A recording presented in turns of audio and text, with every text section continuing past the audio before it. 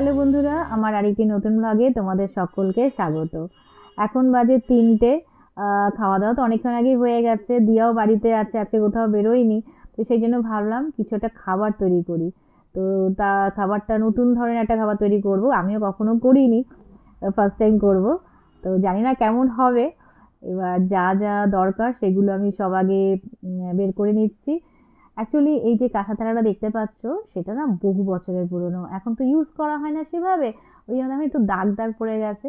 তা আমি পেস্টটা লাগিয়ে রেখেছিলাম, তো যাতে দাগগুলো উঠে যায়, কিন্তু পুরো দাগ না উঠলেও হালকা হয়ে গেছে। আর একদম দেখো একটুখানি মেজে নিলাম, ঝা চকচকে হয়ে গেছে। কাঁসা থালা তো দেখতে বেশ ভালোও লাগছে। আর এই নারকেলটা দেখতে পাচ্ছ, এটাও অনেক দিন হয়ে গেল বাড়িতে পড়ে রয়েছে। আমি ভাবছিলাম যে যদি নষ্ট হয়ে যায় তাহলে তো আর কোনো কাজেই আসবে না, ফেলে দিতে হবে। দেখলাম না, ঠিকই আছে, আমার আজকে কাজে লেগে যাবে আর কি। আসলে আমি আজকে বানাবো ঠেকুয়া।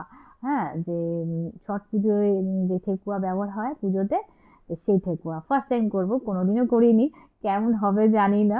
তো সেই জন্য নারকেল, তারপরে এই যে এলাচটাকে আমি একটুখানি গুঁড়ো করে নিলাম। নারকেলটাকে কুচিয়ে রেখে দিলাম। আর ঠেকুয়া বানানোর জন্য যা যা দরকার, খুবই যৎসামান্য জিনিসই দরকার, খুব বেশি দরকার হয় না জিনিসের আর কি।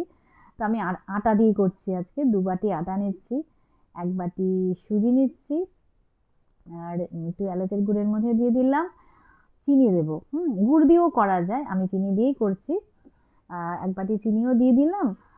আর যে নারকেলটা কুচিয়ে রেখেছি সেটা দেবো। একটুখানি মৌরি দিচ্ছি, মৌরি দিলে টেস্টটা কিন্তু ভালো হয়। যদিও আমি করিনি কখনো, এবার দেখবো কেমন হয় না হয়। আর নারকেল কুচির বদলে যে নারকেলের গুঁড়ো কিনতে পাওয়া যায়, সেটা দিলে কিন্তু বেশি ভালো হয়। আমার কাছে নেই এই মুহূর্তে, সেই জন্য আমি নারকেল কুচিয়ে দিয়ে দিলাম। আর ময়ানটা কিন্তু সাদা তেল দিয়েও দেওয়া যায়, আমি কিন্তু পুরো ঘি দিয়ে ময়ানটা দিচ্ছি, কারণ ঘি দিলে টেস্টটা ভালো হয়। একটুখানি বাদাম দিয়ে দিলাম এর মধ্যে, যাতে আরো ভালো লাগে খেতে। আর দেখো, এইভাবে পুরো ময়ানটা ভালো করে দেওয়ার পর হাত দিয়ে এরকম দেখছি মুঠির মধ্যে চলে আসছে, তার মানে ময়ানটা ঠিকঠাক হয়েছে। আর জল কিন্তু খুব যৎসামান্য দিতে হবে, মানে যতটা কম জল দিয়ে মাখা যায়। আর অনেকক্ষণ ধরে মাখতে হবে, এটাই হচ্ছে মেইন কথা। একটু সময় দিয়ে মাখতে হবে আর কি, তাহলে না ভালো হয়।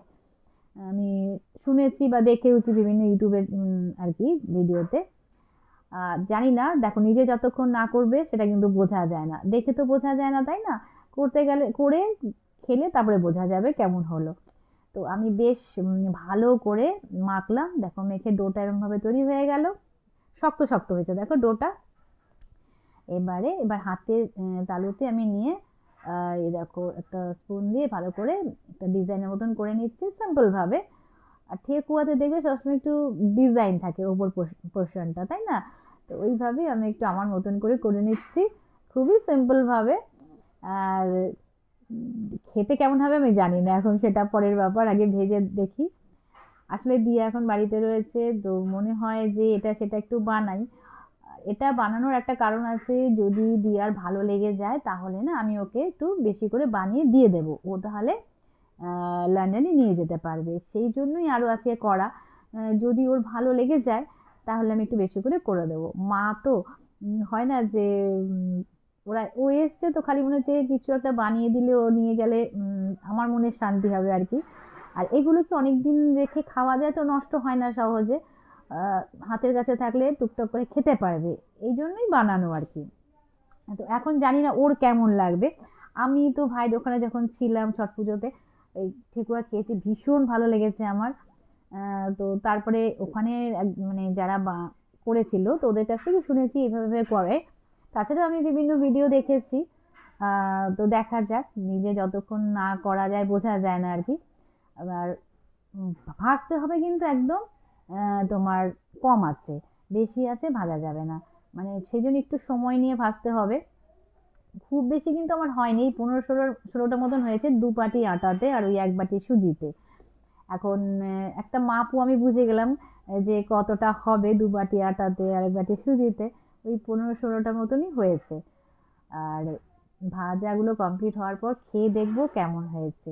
হুম আর যদি, তারপরে সব থেকে বড় কথা, দিয়ার যদি ভালো লেগে যায় তাহলে তো ব্যাস হয়ে গেল, আমি আর একটু বেশি করে বানিয়ে ওকে দিয়ে দেবো। আর দেখো আমার কিন্তু মোটামুটি ভাজা হয়ে গেল। এবার দাঁড়াও ভেঙে খেয়ে দেখি কেমন হয়েছে। আর বেশ খাস্তা মতনও হয়েছে। ঠান্ডা হলে না আরো বেশি ভালো লাগে। দারুণ হয়েছে খেতে, দারুণ, আমার তো খুব ভালো লেগেছে। এবারে দিয়াকে একটা দেবো, দেখি কি বলে, খেয়েও। তো দিয়া বললো মা ভীষণই ভালো হয়েছে, তুমি আমাকে এরকম বানিয়ে দিও। আমি বলছি, বাহ খুব ভালো খবর, তাহলে আমিও বানিয়ে দেবো। এবারে দিয়া কি কি নিয়ে এসেছে সেটাই তোমাদের সাথে শেয়ার করছি। ও কিন্তু সেরকম কিচ্ছু আনেনি এবার, ছোট্ট একটা লাগেজই নিয়ে এসেছে, কেবিন লাগেজ যেগুলো হয়।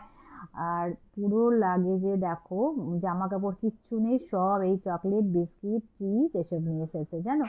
আর আমরা তো জানতাম না ও যে আসছে, আর সেরকম নাহলে বলে দিতে পারতাম এটা নিয়ে সেটা নিয়ে আয়। ও যা যা পেরেছে সেইভাবে নিয়ে এসেছে। এগুলো দেখো চিজ নিয়ে এসেছে ওর বাবার জন্য, ওর বাবা চিজ খেতে ভালোবাসে। তো চিজ, তারপরে যে ম্যাগনেটগুলো, হুম, তারপরে বিস্কিট, মানে কুকিজ, তারপরে চকলেট তো ভ্যারাইটি নিয়ে এসেছে। অ্যাকচুয়ালি চকলেট এগুলো এনেছি ওর বন্ধুদের সবাইকে দেবে।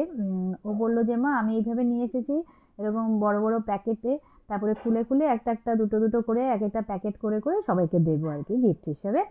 আর এটা দেখো বেশ গোল্ড কয়েন টাইপের লাগছে না, সিলভার কয়েন, গোল্ড কয়েন এরকম লাগছে। বেশ ভ্যারাইটি চকলেট, দেখতে বেশ ভালোই লাগছে। তো এগুলো পরে আবার প্যাক করতে হবে একটা একটা করে, এটা একটা বড় কাজ আছে।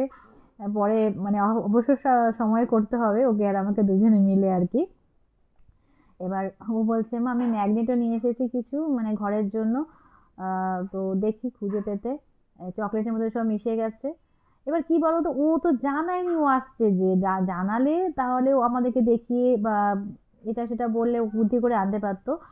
তবে এই দেখো এই একটা ম্যাগনেট খুঁজে পেলাম চকলেটের মধ্যে।